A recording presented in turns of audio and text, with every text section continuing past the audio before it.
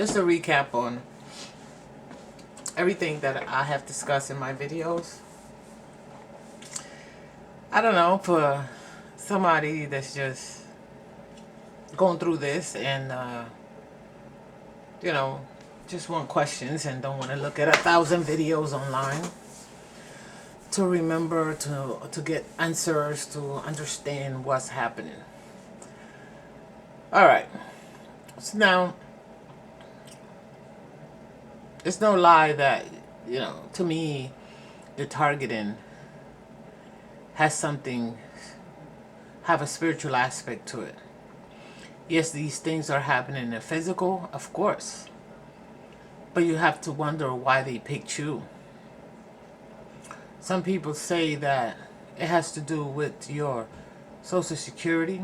Somebody put you in this program and they just randomly, some say that they randomly pick people and they just zero in on them. And whatever the case is, my argument has always been that it is spiritual, and I'll tell you why. When I first moved to the state that I currently live in, I remember feeling high, like, I moved to the south from up north. And I remember saying, okay, this southern hospitality, I mean, I didn't believe that everyone here was as nice as they were pretending to be. And yeah, I could say pretending to be because now I know it wasn't real.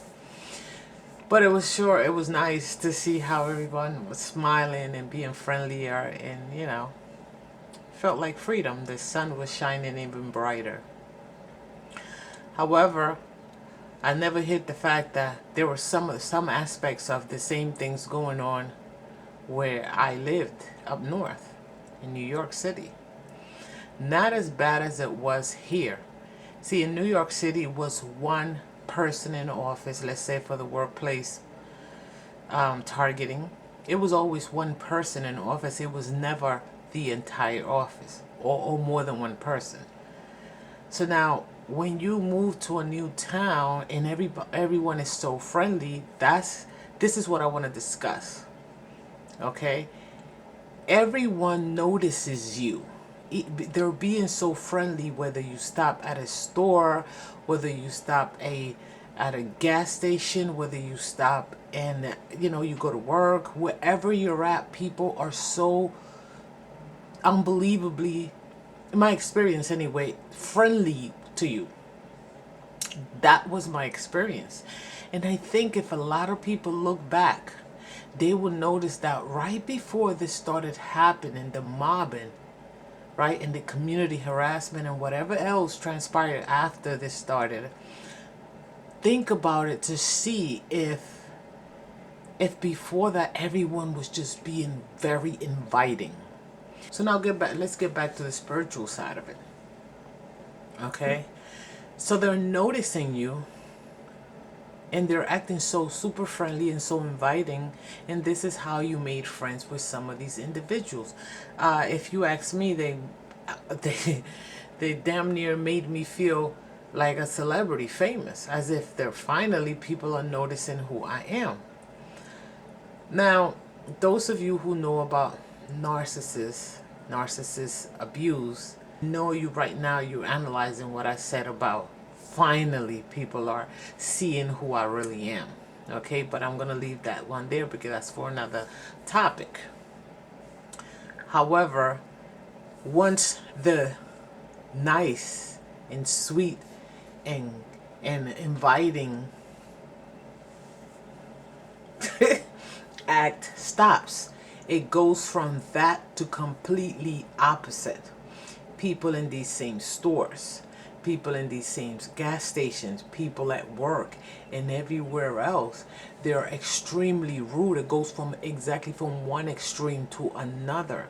So that's why you cannot leave out the fact that it seemed more spiritual than anything else. Now, if you listen to people talk about spiritual awakening, if you know anything about religion, you would be able to pair this with scriptures in the Bible and stories in the Bible. And you would see that, oh my God, this is so similar that you just can't avoid it. Now, I'm not a religious person, so I can't really sit here and and break down those scriptures and comparing exactly to what I was going through. However, there are a lot of the subscribers that sent me scriptures, and I have people in my family that are religious and are also friends of mine that are Christians that were, I guess, assisting me with that. And all right, so why am I making this video altogether? There are a lot of things that you have to do to cleanse your aura, to cleanse your spirit. Karma, you have to go through that. You might have to go through the dark night of the soul. Everything that I'm saying, if you're not familiar with it, just please look it up and do some homework, okay? And start working on yourself.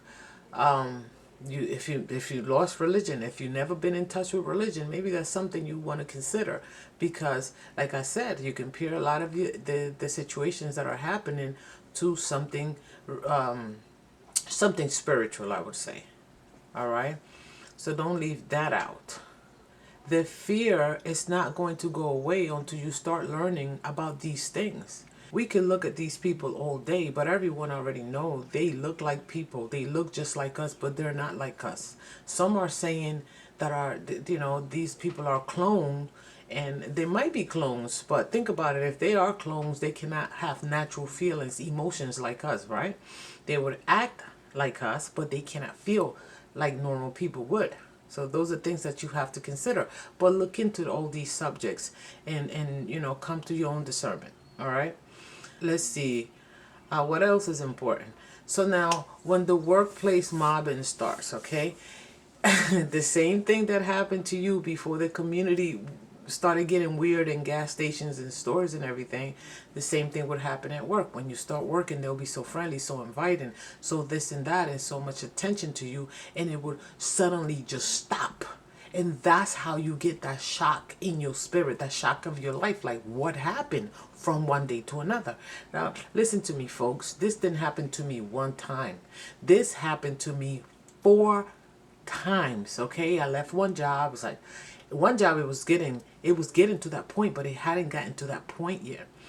And the second job, it did get to that point. The third job, it got to that point. And the fourth job, I didn't even last 3 weeks at that job. It is scary if you don't know what's going on. But I tell you what, a friend of mine, I was talking to him a couple of weeks ago, and he said something. He said, fear is something that we need. That'll keep us alive. Okay, the fight or flight. However, people use it in all aspects or areas of their lives. They use it for everything. They use it as a conclusion to a story. They use it for to determine whether they should stay in something toxic and abuse it or not, or and abusive, or should they leave or should they go. No, fear is something that's supposed to be there. It's part of your ego, and the ego is there. It keeps you from being in danger, because if you're afraid, I'm not going over there because such and such. However, people also use fear as as an excuse to stay stuck and stay stagnant in a situation, in a mindset.